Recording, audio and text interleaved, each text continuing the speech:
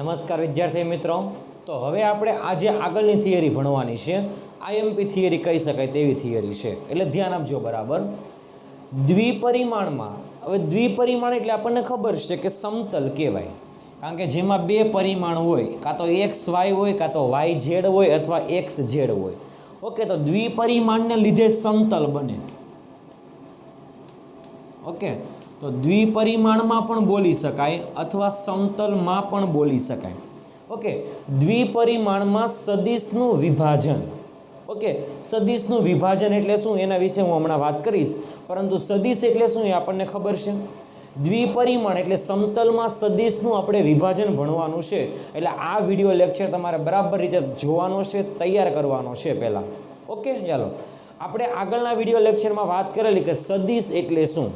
સદિશ એટલે તીર અને પૂછ બે વસ્તુ હોય, સોરી તીર હોય એ તીરમાં પૂછ અને શીર્ષ બે વસ્તુ હોય। ઓકે, ચાલો માની લો કે હું આ રીતે એક સદિશ દોરું છું, ધ્યાન આપજો બરાબર। ઓકે, ચાલો આ સદિશ દોરેલો છે, એ સદિશનું નામ આપી દઉં સદિશ એ। હવે આ તીર જે છે એમાં પૂછ અહીંયા અને શીર્ષ અહીંયા। ઓકે, અને તમે ધ્યાનથી જુઓ કે આ સદિશ કઈ દિશામાં છે, તો કે ધન એક્સ અક્ષની દિશામાં। ઓકે, એટલા માટે જો આ સદિશને મારે, સોરી આ રાશિ જે પણ હોય તે, જે પણ રાશિ સદિશ રાશિની અહીંયા આગળ મેં વર્ણન કરેલું હોય એ સદિશ દોરેલો છે। ઓકે, એ સદિશ કઈ દિશામાં છે, તો કે એક્સ અક્ષની દિશામાં। એટલા માટે કહી શકાય કે આ જે સદિશ રાશિ જે હશે ને એ રાશિમાં માત્ર ને માત્ર એના એક શ્યામ આવતા હશે। ખ્યાલ આવ્યો? માની લો કે આ જે સદિશ જે છે એને આપણે આ રીતે લખી શકાય આગળના વિડીયો લેક્ચર પ્રમાણે। કોઈ પણ સદિશ એટલે સદિશનું મૂલ્ય અને તે દિશામાં એકમ સદિશ। ઓકે, ચાલો કારણ કે આ કઈ દિશામાં છે, એક્સ અક્ષની દિશામાં છે, એટલે ચાલો આવો નવો સદિશ હું વાય અક્ષની દિશામાં દર્શાવી દઉં, જો ધ્યાનથી। ઓકે, ચાલો આ સદિશ મેં દર્શાવેલો છે વાય અક્ષની દિશામાં, તો કહી શકાય કે સદિશ એ બરાબર એ કયો કેરેટ આવે, તો કે જે કેરેટ। એટલે કોઈ પણ સદિશ એટલે કે સદિશનું મૂલ્ય અને તે દિશામાંનો એકમ સદિશ। ઓકે, એટલે આ સદિશ એક્સ અક્ષની દિશામાં છે, આ સદિશ વાય અક્ષની દિશામાં છે, પરંતુ આપણે દ્વિપરિમાણમાં સદિશ હોવો જોઈએ। ઓકે, આ માત્ર ને માત્ર એક જ પરિમાણમાં સદિશ છે, આ પણ એક જ પરિમાણમાં સદિશ છે, પરંતુ આપણે દ્વિપરિમાણમાં સદિશ હોવો જોઈએ, એના વિશે પહેલા વાત કરી લઈએ। દ્વિપરિમાણમાં એટલે સમતલમાં સદિશ હોવો જોઈએ। ઓકે, ચાલો સમતલમાં સદિશ એટલે કેવો સદિશ, તો કે હું કંઈક નવી આકૃતિ દોરી દઉં, અહીંયા આગળ ધ્યાન આપજો, આવી રીતે। આ જે સદિશ છે ને એ સદિશ નથી એક્સ અક્ષમાં કે નથી વાયમાં, એટલે કહી શકાય કે નથી એક્સ અક્ષ પર કે નથી વાય અક્ષ પર, મતલબમાં ક્યાં છે, તો કે સમતલમાં છે। અને કયા સમતલમાં છે, એક્સ વાય સમતલમાં છે। ઓકે, એટલા માટે કહી શકાય કે આ સદિશ સમતલમાં સદિશ છે અને આ સદિશ અક્ષ પર છે અને આ સદિશ પણ અક્ષ પર છે। એટલા માટે કહી શકાય કે આ બંને સદિશો અક્ષ પરના સદિશો, એટલે આ બંને સદિશો જે છે ને એ અક્ષ પરના સદિશો છે। ઓકે, અને આ સદિશ જે છે એ સમતલમાં સદિશ છે।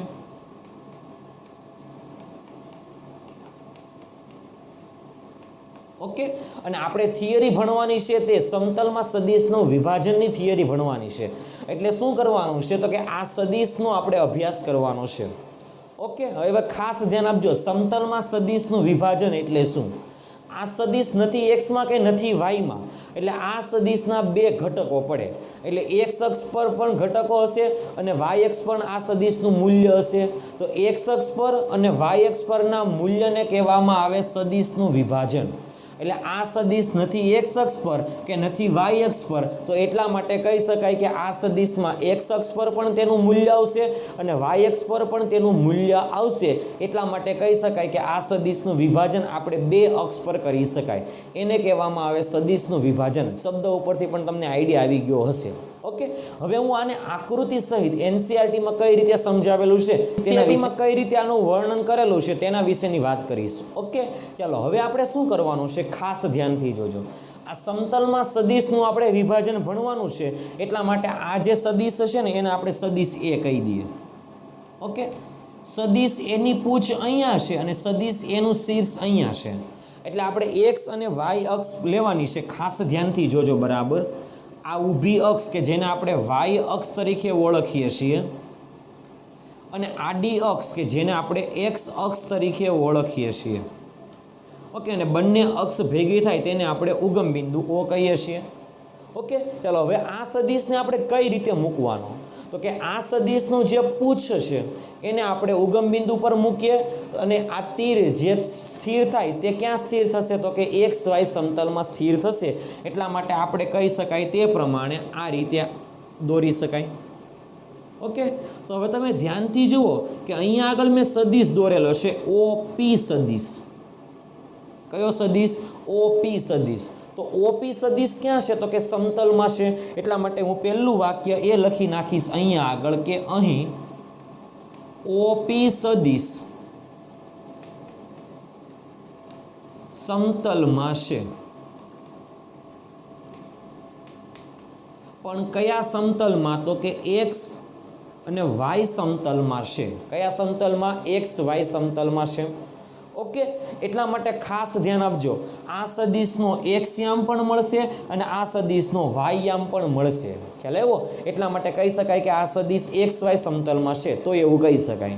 ઓકે, ચાલો હવે આ સદિશનો એક્સ યામમાં કેટલું હશે મૂલ્ય અને વાય અક્ષ પર કેટલું મૂલ્ય હશે એ તમારે જો મેળવવું હોય તો તમારે શું કરવાનું કે આ સદિશના શીર્ષથી એક્સ અક્ષ પર એક લંબ દોરવાનો. ઓકે, એને આપણે કહીએ પી એમ લંબ, અને આ સદિશના શીર્ષથી વાય અક્ષ પર એક લંબ દોરવાનો આમ. ઓકે, ધ્યાનથી જો આમ.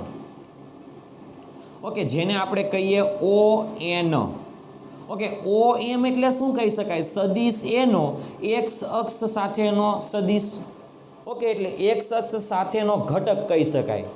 ખ્યાલ આવ્યો? આ વસ્તુમાં ઘટકનો ખાસ મતલબ સમજો કે જ્યારે કોઈ પણ સદિશ નથી એક્સ અક્ષ પર કે નથી વાય અક્ષ પર, એટલા માટે આપણે કહી શકાય કે સદિશ એક્સ વાય સમતલમાં હોય ત્યારે આ સદિશના બે ઘટકો પડે. એક ઘટક એક્સ અક્ષ પર પડે એ ઘટકને કહેવામાં આવે ઓ એમ ઘટક, અને એક ઘટક વાય અક્ષ પર પડે જેને કહેવામાં આવે ઓ એન ઘટક. નામ ગમે તે આપી શકાય. ખ્યાલ આવ્યો આ વસ્તુમાં? ઓકે, તો અહીંયા આગળ ખાસ ધ્યાનથી જોજો કે સદિશ ઓપી નો એક્સ અક્ષ પરનો ઘટક કે જેને કહેવામાં આવે ઓ એમ. ખ્યાલ આવ્યો? એટલા માટે કહી શકાય કે એને કહી શકાય કે સદિશ એનો એક્સ અક્ષ પરનો ઘટક.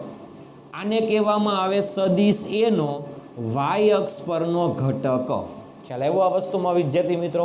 ઓકે, ચાલો સદિશ એનો એક્સ અક્ષ પરનો ઘટક કેટલો છે, તો કે આટલો છે ઓ એમ. તો એને આપણે કહી શકાય કે ઘટક ઓ એમ. ઓકે, ચાલો અહીંયા આગળ ઓ એન એક પણ ઘટક છે પણ જે વાય અક્ષ પરનો ઘટક છે. ખ્યાલ આવ્યો? એટલા માટે અહીંયા આગળ લખી શકાય કે સદિશ એનો અહીં સદિશ એના બે ઘટકો પડે છે, અને જે ઘટકો આપણે પાડીએ ને બે ઘટકો, એ બંને ઘટકો હંમેશા લંબ પાડવાના. ખ્યાલ આવ્યો? બંને લંબ ઘટકો જ હોવા જોઈએ. ઓકે, ક્યારે? જ્યારે સદિશ સમતલમાં હોય ત્યારે. આ મૂલ્યને તમારે મતલબમાં આ તમારે થિયરીને બરાબર રીતે તમારે યાદ રાખવાની છે, કારણ કે દરેક વખતે જરૂર પડશે. કોઈ પણ સદિશ સમતલમાં હોય તો સમતલમાં સદિશ હોય તો એના બે ઘટકો પડે. એક ઘટક એક્સ અક્ષ પર પડે અને એક ઘટક વાય અક્ષ પર પડે. મતલબમાં બે ઘટકો પડે પણ બંને ઘટકો કેવા ઘટકો હોય, તો કે લંબ ઘટકો હોય. કેવા ઘટકો હોય? લંબ ઘટકો હોય. ખ્યાલ આવ્યો? એટલે કહી શકાય કે સદિશ એના કેટલા ઘટક છે? બે ઘટક છે. ઓકે, ચાલો એમાંથી એક્સ અક્ષ પરનો ઘટક જે છે એને કહેવામાં આવે ઓ એ. એટલા માટે ઓ એમ, એટલા માટે કહી શકાય કે સદિશ ઓ એમ એ એક્સ અક્ષ પરનો ઘટક છે. એક્સ અક્ષ પરનો ઘટક કે જેને કહેવામાં આવે સદિશ એ એક્સ. ખ્યાલ આવ્યો? એટલે કે સદિશ એનો એક્સ અક્ષ પરનો ઘટક. ઓકે, સેમ આપણે લખી શકાય કે ઓ એન એ વાય અક્ષ પરનો ઘટક છે. વાય અક્ષ પરનો ઘટક કે જેને કહી શકાય કે સદિશ એ વાય. શું કહી શકાય? સદિશ એ વાય. એટલે એનો મતલબ એવો થાય કે સદિશ એ એક્સ એટલે શું કહી શકાય કે સદિશ એનો એક્સ અક્ષની દિશામાંનો ઘટક, અને સદિશ એ વાય એટલે કહી શકાય કે સદિશ એનો વાય અક્ષની દિશામાંનો ઘટક. ખ્યાલ આવ્યો આ વસ્તુમાં? ક્યારે? જ્યારે સદિશ સમતલમાં હોય ત્યારે. એટલા માટે થિયરી થઈ ગઈ કે સદિશનું એટલે દ્વિપરિમાણમાં સદિશનું વિભાજન. ઓકે, બે ઘટકોમાં એનું વિભાજન કરેલું છે. એટલા માટે અહીંયા આગળ વાક્ય લખી દઉં કે બે ઘટકોમાં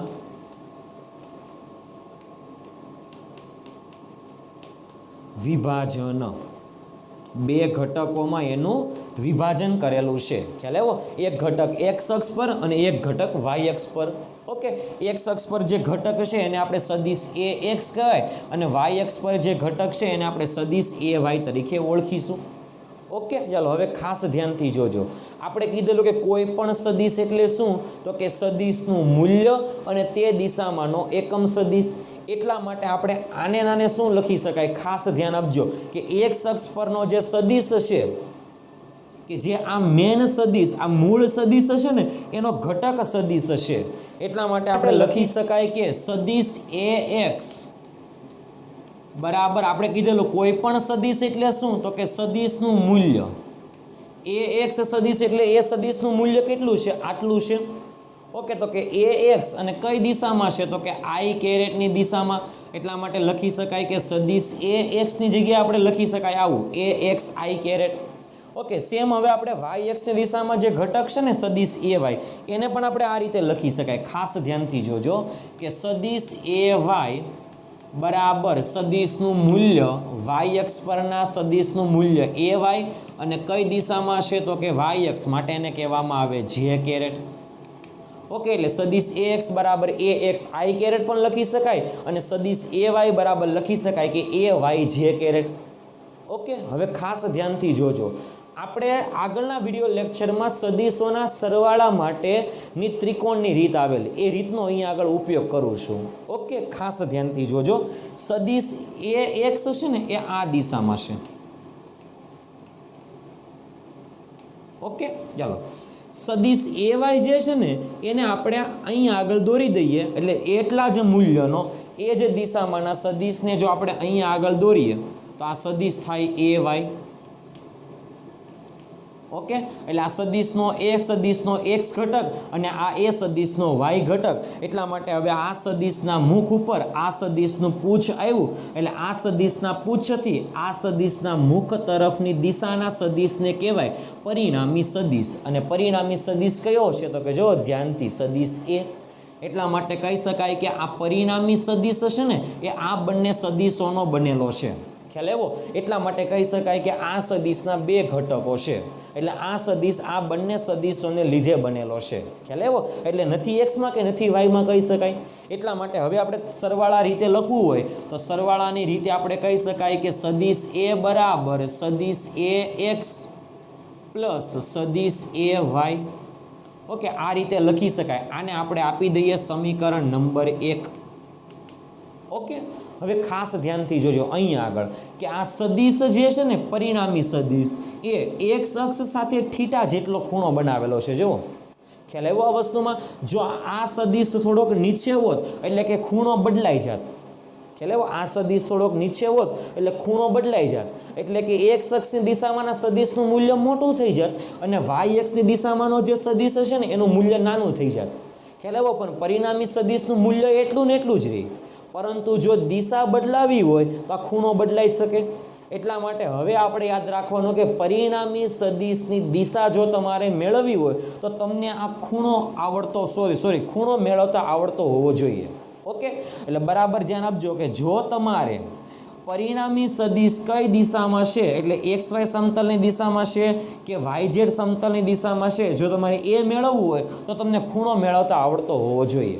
ઓકે, તો ખાસ ધ્યાન આપજો. અહીંયા આગળ કહી શકાય કે પરિણામી સદિશની દિશા એટલે ખૂણો મેળવતા આવડતો હોવો જોઈએ. ઓકે, ચાલો અહીંયા આગળ હવે હું તમને ત્રિકોણ આપી દઉં છું PMO. હવે ખાસ જુઓ કે અહીં ત્રિકોણ PMOમાં સાઇન થીટા લખવા છે. તો સાઇન થીટા એટલે સામેની બાજુના છેદમાં કર્ણ. એટલા માટે આપણે લખી શકાય કે સાઇન થીટા બરાબર સામેની બાજુ કઈ છે ધ્યાનથી જુઓ PM, કર્ણ કયો છે OP. ઓકે, સામેની બાજુ PM નું મૂલ્ય કેટલું થાય તો કે ON જેટલું, કારણ કે આ સદિશને આપણે બેઠે બેઠો અહીંયા લીધેલો, જો ધ્યાનથી અહીંયા થીટા હું બનાવી દઉં. ઓકે, તો અહીંયા આગળ આ સદિશના છેદમાં આ સદિશનું મૂલ્ય લખવું પડશે, કારણ કે સાઇન થીટા એટલે મૂલ્ય કહેવાય. ઓકે, એટલે મૂલ્ય લખવા માટે PM એટલે શું તો કે સદિશના y ઘટકનું મૂલ્ય, સદિશના y ઘટકનું મૂલ્ય કેટલું છે તો કે આપણે કહી શકાય તે પ્રમાણે સાઇન થીટા બરાબર સદિશના y ઘટકનું મૂલ્ય AY ના છેદમાં OP એટલે સદિશ A નું મૂલ્ય A. તો આ સમીકરણમાં AY ને સૂત્રનો કરતા બનાવો. જો AY બરાબર કહી શકાય A cos થીટા. ખ્યાલ આવ્યો આ વસ્તુમાં વિદ્યાર્થી મિત્રો? ઓકે, એટલા માટે જો આપણે સદિશ A નો y અક્ષની દિશામાંનો જો આપણે સદિશ મેળવવો હોય એટલે ઘટક સદિશ મેળવવો હોય y અક્ષની દિશામાં, ઓકે, એટલે y અક્ષ પર જો તમારે સદિશનું મૂલ્ય કેટલું છે આ પરિણામી સદિશને લીધે, ખ્યાલ આવ્યો? તો મેળવવા માટે શું કરવાનું તો કે સદિશના મૂલ્યને સાઇન થીટા વડે ગુણાકાર કરવો પડશે. આ સામે જાય એટલે સાઇન થીટા થશે ને, સાઇન થીટા. ખ્યાલ આવ્યો આ વસ્તુમાં? એટલા માટે કહી શકાય કે AY એટલે શું કહેવાય સદિશ A નો y અક્ષની દિશામાંનો ઘટક સદિશ એ કેટલો હોય તો કે A સાઇન થીટા જેટલો હોય. કેટલો હોય? A સાઇન થીટા જેટલો હોય. એટલે ખાસ યાદ રાખવાનું છે આ મૂલ્યને, આ સૂત્ર ન ભૂલાવવું જોઈએ. ખ્યાલ આવ્યો? પરિણામી જે સદિશ છે એનો y અક્ષની દિશામાં જે ઘટક પડે છે એ ઘટક સદિશનું મૂલ્ય મેળવવું હોય ને તો આપણે પરિણામી સદિશનો ગુણાકાર સાઇન થીટા વડે કરાવવો પડશે. તો આપણને y અક્ષની દિશામાં જે ઘટક સદિશ મેળવો એનું મૂલ્ય મળી જશે. દિશા તો ખબર છે કઈ દિશા છે તો કે જે કેરેટની દિશા છે, એનો તો કોઈ ઇશ્યુ નથી. ઓકે, સેમ હવે આપણે જો આ પરિણામી સદિશનો x અક્ષની દિશામાં જે ઘટક પડેલો છે એ ઘટક સદિશનું મૂલ્ય જોતું હોય તો આપણે કઈ રીતે લખી શકાય? તો આપણે સાઇન થીટાની જગ્યાએ હવે કોસ થીટા સૂત્ર મૂકવાનું. તો આના આ જ ત્રિકોણમાં આપણે લખી શકાય કે cos theta is equal to, cos theta એટલે પાસેની બાજુ કઈ OM અને કર્ણ કયો તો કે OP. એટલા માટે લખી શકાય OM ના છેદમાં OP. એટલા માટે આપણે લખી શકાય કે કોસ થીટા OM એટલે સદિશ A ના x ઘટક પર જે સદિશ A નો x ઘટક હશે એનું મૂલ્ય એટલે AX ના છેદમાં સદિશ A નું મૂલ્ય A છે. એટલા માટે જો આપણે AX ને સૂત્રનો કરતા બનાવી દઈએ એટલે સૂત્ર બને AX બરાબર A cos થીટા. શું સૂત્ર બને? AX બરાબર A cos થીટા. એટલે જો આપણે પરિણામી સદિશનો x અક્ષની દિશામાં ઘટક સદિશ જોતો હોય તો પરિણામી સદિશનો ગુણાકાર cos થીટા સાથે કરવો પડશે. ખ્યાલ આવ્યો આ વસ્તુમાં વિદ્યાર્થી મિત્રો? ઓકે, એટલે આ મુદ્દાને તમારે બરાબર રીતે તૈયાર કરવાનો છે. ઓકે, ચાલો હવે આપણે શું કરવાનું છે તે. ઓકે, ચાલો આ સદિશ ઉપરથી આપણને આ સદિશનું મૂલ્ય મળ્યું એટલે આ સદિશ ઉપરથી આપણે x અક્ષની દિશામાં જે ઘટક સદિશ મળે એનું પણ મૂલ્ય મળે, y અક્ષની દિશામાં જે ઘટક સદિશ હશે એ સદિશનું પણ મૂલ્ય મળે. ઓકે, પરંતુ મારે પરિણામી સદિશનું મૂલ્ય આ બંને ઘટક સદિશ આધારિત જો મેળવવું હોય તો કઈ રીતે મળે એના વિશેની વાત કરવાની છે. અહીંયા આગળ મેં કોનું વાત કરી તો કે આ સદિશના બે ઘટક સદિશ પડે છે એટલે આ સદિશનું વિભાજન જે આ બે ઘટક સદિશમાં થાય છે એ બંને ઘટક સદિશોના મૂલ્ય મને આ રીતે મળે. ઓકે, પરંતુ મને ઘટક સદિશ આપેલા હોય અને મારે પરિણામી સદિશ મેળવવાનો હોય તો ખ્યાલ આવ્યો આ વસ્તુમાં? આના માટે શું કરવું ખાસ ધ્યાન આપજો. આ બંને ઘટક સદિશો લંબ તરફ એકબીજાને લંબ હોય અને પરિણામી સદિશનું મૂલ્ય તમને મેળવવાનું કે તો તમારે કઈ રીતે મેળવવું છે તો એના વિશે આપણે વાત કરીએ. ઓકે, ઘટક સદિશનું મૂલ્ય AX અને આ ઘટક સદિશનું મૂલ્ય AY છે. ઓકે, તો એના ઉપરથી આપણે પરિણામી સદિશ મેળવવો હોય તો આ સમીકરણ અને આ સમીકરણ બંનેનો આપણે વર્ગ કરીએ અને બંનેનો સરવાળો કરી દઈએ. એટલા માટે હું આને સમીકરણ આપી દઉં છું 2 નંબર અને આને સમીકરણ આપી દઉં છું 3 નંબર. ખાસ યાદ રાખજો હવે કઈ થિયરી આવે છે તે. આ બધી વસ્તુ આપણે દાખલામાં ખાસ જરૂર પડશે. થિયરીમાં સમજવાની છે પણ દાખલામાં ખાસ જરૂર પડશે એટલે બરાબર ધ્યાન આપજો. ઓકે, સમીકરણ નંબર 2 અને 3નો વર્ગ કરી સરવાળો કરતા ચલો તો આનો વર્ગ કરો, સમીકરણ 3 લઈએ પહેલા, 3નો વર્ગ કરો ડાબી બાજુ ax², સમીકરણ 2 ની ડાબી બાજુ બોલો ay² ઇઝ ઇક્વલ ટુ સમીકરણ 1 ની જમણી બાજુ બોલો a² cos² θ પ્લસ સમીકરણ 2 ની જમણી બાજુ બોલો a² sin² θ. ઓકે, કોમન શું નીકળશે આમાં? a² વધશે શું? cos² θ પ્લસ sin² θ, એટલે a² વધશે શું? cos² θ plus sin² θ. તો અહીંયા આગળ વધશે ax² પ્લસ ay². હવે 10મા ધોરણમાં તમારે સૂત્ર આવી ગયું sin² θ plus cos² θ is equal to 1. એટલા માટે આપણે લખી શકાય અહીંયા આગળ કે sin² θ plus cos² θ is equal to 1 છે. એટલે સાઈડમાં લખી દઉં છું કે જ્યાં sin² θ plus cos² θ is equal to 1 છે. તો આને 1 કહી દો. એટલા માટે આપણું નવું સૂત્ર બને જમણી બાજુ a², એને હું ડાબી બાજુ લઈ લઉં તો a² ઇઝ ઇક્વલ ટુ સૂત્ર બને ax² પ્લસ ay². ઓકે, અહીંયા આગળ વર્ગ કાઢવો હોય તો આપણને પરિણામી જે જવાબ મળશે એ કેટલો મળશે? તો કે a બરાબર √ ax² પ્લસ ay² એનું વર્ગમૂળ. ખ્યાલ આવ્યો? એટલે આ સૂત્રને તમારે ખાસ યાદ રાખવાનું છે. હવે આ સૂત્ર ઉપરથી હું માહિતી આપી દઉં છું. જો તમને બે સદીશો આપેલા હોય, ઘટક સદીશો, અને એ બંને ઘટકોના સદીશોનું પરિણામી સદીશ જે મળે છે અને એનું તમારે મૂલ્ય મેળવવું છે, તો બે ઘટક સદીશોના વર્ગના સરવાળાના વર્ગમૂળ જેટલું થાય.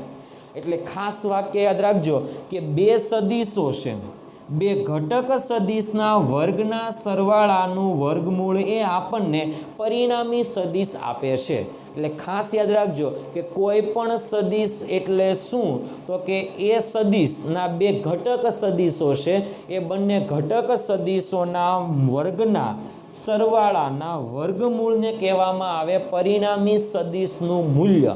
એટલે કોઈ પણ પરિણામી સદીશનું મૂલ્ય એટલે શું? પછી આપણે આગળના વિડીયો લેક્ચરમાં બે અલગ અલગ સદીશો હતા, એ બે અલગ અલગ સદીશોને કારણે આપણે પરિણામી સદીશ સરવાળા માટે અને બાદબાકી માટે બંને માટે મેળવેલું. ઓકે, એનો પણ ઉપયોગ આપણે કરીશું, એ આપણે થોડીક વાર છે, પરંતુ તમારે પહેલાં અત્યારે એ વસ્તુ યાદ રાખવાની છે કે આ સદીશ છે એ આ બંને ઘટક સદીશોનો પરિણામી સદીશ છે.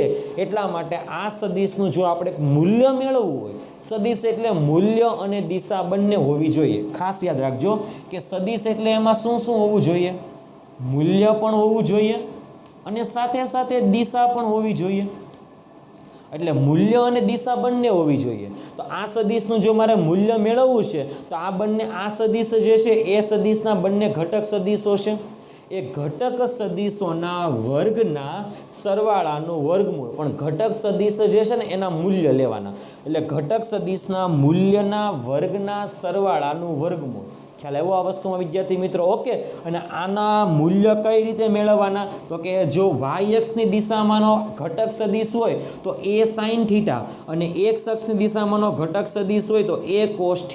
ખ્યાલ આવ્યો આ વસ્તુમાં? એટલા માટે હવે તમારે શોર્ટકટ એટલી જ વાપરવાની છે કે કોઈ પણ સદીશ નથી એક્સમાં કે નથી વાયમાં. એટલે આ સદીશ નથી એક્સમાં કે નથી વાયમાં, એટલે એના બે ઘટકો પડે એવું આપણે પહેલાં મગજમાં વિચારી લેવાનું. એક ઘટક x અક્ષની દિશામાં પડે, એક ઘટક y અક્ષની દિશામાં પડે. x અક્ષની દિશામાં કયો ઘટક પડે? તો કે a cos θ. આ હું હવે ડાયરેક્ટ બોલીશ. થીટા જેની સાથે બનાવે છે તો તે ઘટક પણ છે a cos θ, અને એની સિવાયનો જે ઘટક છે એ બનશે a sin θ. એટલે આ ખાસ યાદ રાખવાનું છે કે કોઈ પણ સદીશ નથી એક્સમાં કે નથી વાયમાં, મતલબમાં સમતલમાં છે, તો એના બે લંબ ઘટકો પડશે અને એ બંને લંબ ઘટકોમાંથી એક ઘટક a cos θ. કયો ઘટક cos θ હશે? તો જેની સાથે ખૂણો બનાવતો હશે તે ઘટક a cos θ અને એનો લંબ ઘટક a sin θ કહેવાય છે. એટલે આ તમારે ખાસ યાદ રાખવાનું છે સંપૂર્ણ રીતે. ખ્યાલ આવ્યો? દાખલાઓમાં આપણે જેમ જેમ જરૂર પડશે તેમ તેમ આપણે વાક્ય બોલીશું, પરંતુ આજના વિડીયો લેક્ચરમાં તમારે આટલો કોન્સેપ્ટ ક્લિયર હોવો જોઈએ કે કોઈ પણ સદિશ સમતલમાં છે તો એના બે ઘટક પડે, એક ઘટક એ કોસ થીટા અને એક ઘટક એ સાઇન થીટા. એ કોસ થીટા જે છે એ એક્સ અક્ષ પરનો ઘટક અને એ સાઇન થીટા જે છે એ વાય અક્ષ પરનો ઘટક હશે. ખ્યાલ એવું આ વસ્તુમાં? ઓકે, એટલે બરાબર તમારે યાદ રાખવાનું છે. અને પરિણામી સદિશનું મૂલ્ય A X square plus A Y square, મતલબમાં બંને ઘટક સદિશોના મૂલ્યના વર્ગના સરવાળાના વર્ગમૂળ જેટલું હોય છે. ઓકે, આને કહેવાય બે ઘટક સદિશોના વર્ગના સરવાળાનું વર્ગમૂળ તરીકે ઓળખી શકાય છે. ખ્યાલ આવ્યો આ વસ્તુમાં? સદિશના મૂલ્ય વિશેની વાત કરીએ આપણે. પરિણામી સદિશ, ઓકે, કે જે સદિશ સમતલમાં છે ને એ સમતલમાં સદિશના મૂલ્યની વાત કરી.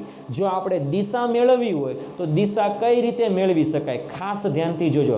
તમને બે ઘટક સદિશો આપેલા છે, એના ઉપરથી જો તમારે દિશા મેળવવી હોય તો આપણે ટેન થીટાનું સૂત્ર મૂકવું પડે. કોનું સૂત્ર? ટેન થીટાનું સૂત્ર મૂકવું પડે. એટલા માટે આ મૂલ્યની વાત થાય છે. પરિણામી સદિશના મૂલ્યની,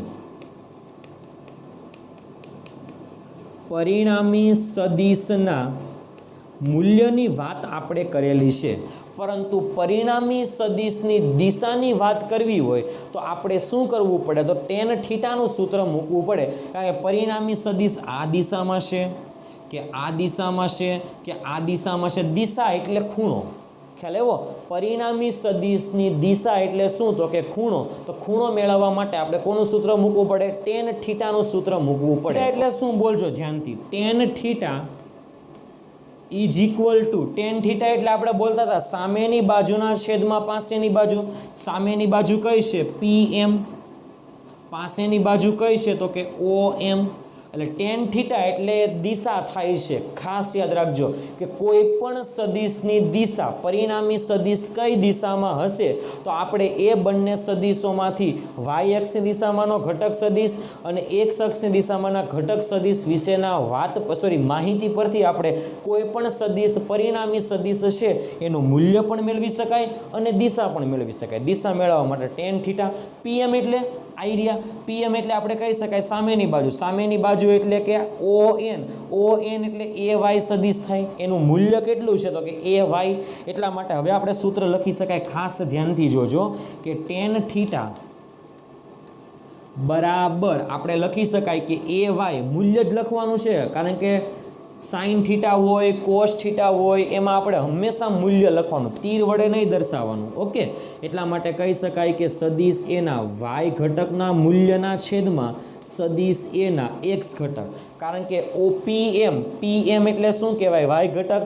OM એટલે શું કહેવાય? એક્સ ઘટક. એટલા માટે ટેન થીટા બરાબર AY ના છેદમાં AX આવ્યું. ખૂણો મેળવવું છે એટલે આપણે આગળ દાખલામાં જરૂર પડશે, પરંતુ અહીંયા આગળ જસ્ટ હું તમને માહિતી આપી દઉં. આ રીતે લખી શકાય. થીટા બરાબર ટેન જે છે એ ટેન થીટામાંથી થીટાને સૂત્રનો કરતા બનાવે તો ટેન ક્યાં જાય? છેદમાં ઉપર આવે તો ટેનની -1 એટલે આના ઉપરથી જ્યારે આપણે થીટા મેળવવાનું થાય ત્યારે સામેના સ્ટેપ ઉપર આપણે આવું લખી શકાય, ટેન ઇનવર્સ. આ ખાસ યાદ રાખજો. ઓકે, ટેન ઇનવર્સ AY ના છેદમાં AX. ઓકે, પરંતુ તમારે આ મૂલ્ય કઈ રીતે મેળવવું છે એના વિશેની બધી વાત આપણે કરીશું આગળના વિડીયો લેક્ચરમાં. જ્યાં આનો દાખલો આવશે ને ત્યારે આપણે કરીશું. ઓકે, પરંતુ તમારે અત્યારે એટલું યાદ રાખવાનું છે કે કોઈ પણ સદિશની દિશા નક્કી કરવી છે તો દિશા નક્કી કરવા માટે સદિશના વાય ઘટકના મૂલ્યના છેદમાં એક્સ ઘટકના મૂલ્ય આધારિત નક્કી કરી શકાય. દિશા નક્કી કરવી છે એટલે ખૂણો નક્કી કરવો. દિશા નક્કી કરવી એટલે ખૂણો નક્કી કરવો. કોઈ પણ પરિણામી સદિશની જો દિશા નક્કી કરવી હોય તો વાય અક્ષના ઘટક સદિશના છેદમાં એક્સ અક્ષના ઘટક સદિશ સાથે ભાગાકાર કરવો પડશે. એટલે ખાસ યાદ રાખવાનું છે. ઓકે, એટલે સદિશના વાય અક્ષ પરના ઘટકના છેદમાં સદિશના એક્સ અક્ષ પરના ઘટકના ભાગાકારને આપણે કહી શકાય કે પરિણામી સદિશની દિશા. ઓકે, એટલે હવે તમારે યાદ રાખવાના છે કે સદિશ એના બે ઘટકો ax અને ay આપણે પરિણામી સદિશ જોતો છે તો બંને ઘટક સદિશોના વર્ગના સરવાળાના વર્ગમૂળ ઉપરથી એનું મૂલ્ય મળી જશે અને જો આપણે પરિણામી સદિશની દિશા જોતી છે તો એ y ના ઘટકના છેદમાં x અક્ષના ઘટક વડે ભાગાકાર કરી દો એટલે આપણને દિશા મળશે. ખ્યાલ આવ્યો આ વસ્તુમાં વિદ્યાર્થી મિત્રો? ઓકે, તો આ તો આપણો આજનો વિડીયો લેક્ચર થિયરી લેક્ચર છે, પરંતુ આનો કોન્સેપ્ટ આખો દાખલામાં JEE નીટના MCQમાં ખાસ જરૂર પડશે. ઓકે, કે બે ઘટક સદિશોના પરિણામી સદિશનું મૂલ્ય કેટલું છે તો આપણે વર્ગના સરવાળાના વર્ગમૂળ ઉપરથી મેળવી શકાય છે અને દિશા જે છે એ y ના છેદમાં x અક્ષનું મૂલ્ય મૂકી દો અને એના આધારે ગણતરી કરો એટલે આપણને મળી જશે. ખ્યાલ આવ્યો? તો આ તો આપણો આજનો વિડીયો લેક્ચર દ્વિપરિમાણમાં સદિશનું વિભાજન. એટલે કોઈ પણ સદિશ સમતલમાં છે તો એના બે ઘટક પડે છે, એટલે બે ઘટક પડે છે એટલે એને કહેવામાં આવે બે વિભાજન થાય છે. ઓકે, એક x અક્ષની દિશામાં વિભાજન થાય અને એક y અક્ષની દિશામાં વિભાજન થાય છે. ખ્યાલ આવ્યો? એટલે આ હતી આપણી આજના વિડીયો લેક્ચરની થિયરી. બરાબર રીતે તમારે તૈયાર કરવાની છે. ઓકે.